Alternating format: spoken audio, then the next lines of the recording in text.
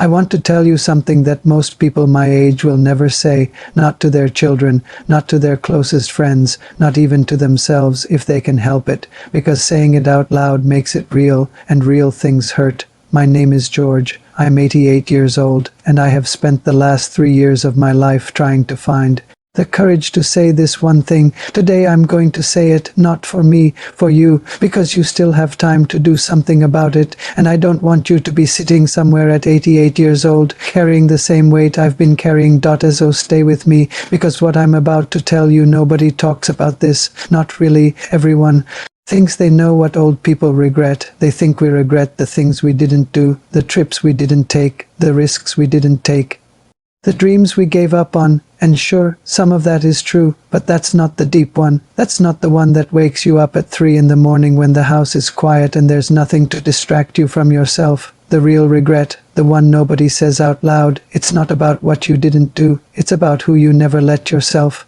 be. Let me explain what I mean. I grew up in a house where feelings were not discussed. You worked, you provided, you kept your head down, and you didn't complain. That was the deal. That was what it meant to be a man, a good husband, a decent human being. My father never once told me he loved me, not once in 60 years. Now I don't say that with bitterness. That's just how it was. He showed up.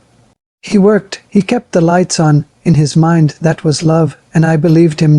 So that's what I did. I showed up, I worked, I kept the lights on. I had a wife, Margaret, 47 years we were married, 47 years. I had 2 sons, Robert and Daniel, and every single day of those 47 years, I loved that woman so deeply it was almost frightening. But I never told her, not the way she needed to hear it, not the way that would have meant something. I thought she knew. I thought showing up was enough. I thought working 2 jobs so she could stay home with the boys was me saying I love you in the only language I knew, but it wasn't her language, and I never learned hers. Margaret got sick when she was 71. Cancer moved fast, faster than any of us were ready for, and I remember sitting next to her hospital bed about 3 weeks before she died, just the 2 of us, middle of the night, and she looked at me, and even sick like that, she had the most beautiful eyes I'd ever seen in my life, and she said, "George, did you enjoy it? Did you enjoy our life?" And I froze, not because I didn't know the answer. I froze because I realized in that moment that in 47 years I had never once said it, never once sat across from her at breakfast and said, "I am so glad I got to do this with you," never once held her hand on a Tuesday for no reason at all, never once said, "You are the best thing that ever happened to me," and I don't say that enough. I thought it every single day. I just never said it. I told her that night, everything.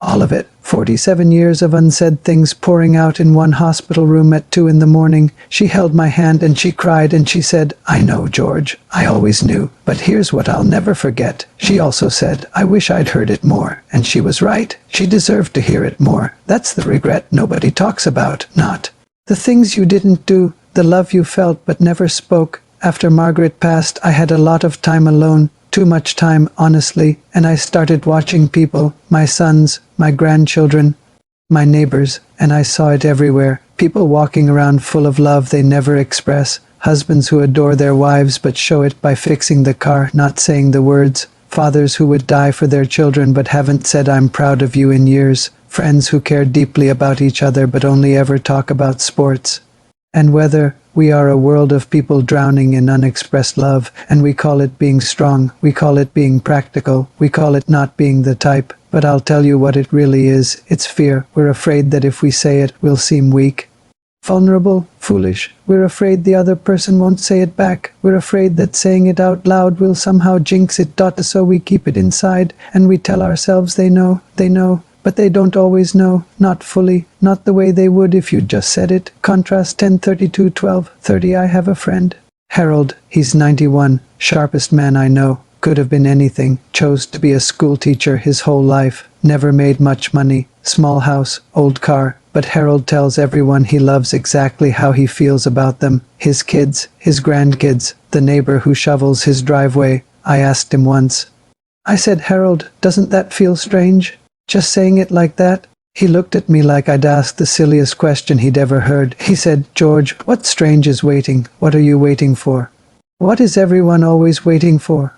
I didn't have an answer. He's 91 years old and he is surrounded by people who love him fiercely, who call him, who visit, who sit with him. Not because he was rich, not because he was successful, because he made people feel seen, felt, loved. That's the whole game, that's all of it, and most of us don't figure that out until there's almost no time left to play. Here's what I know at 88 that I wish I knew at 38. The people in your life are not going to be there forever. I know you know that.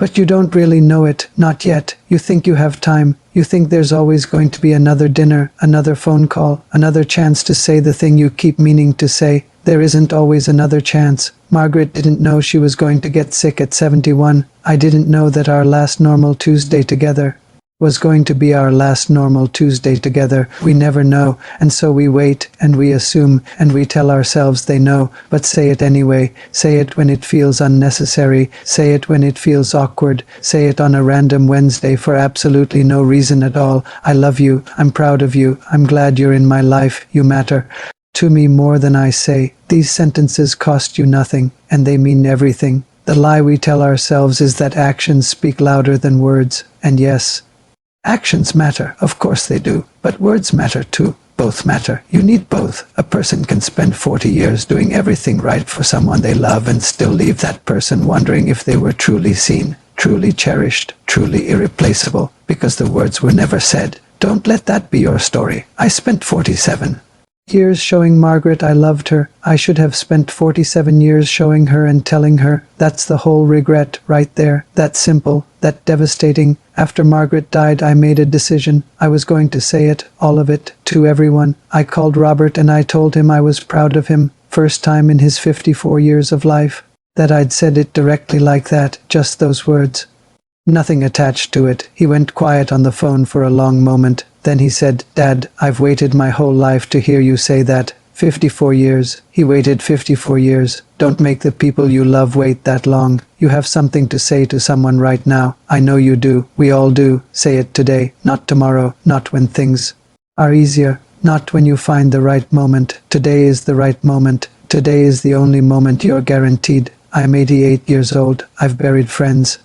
I've buried my wife. I've watched people I love disappear one by one, and the ones who left the least pain behind were the ones who said it, who loved out loud, who didn't save their feelings for funerals. Don't save yours either. If this reached something inside you, share it with someone you love right now before you scroll to the next thing, and tell me in the comments, is there someone in your life you've never told how much they mean to you? What's stopping you? I'd really like to know, and if you want more of these conversations, subscribe. I'm not done talking yet.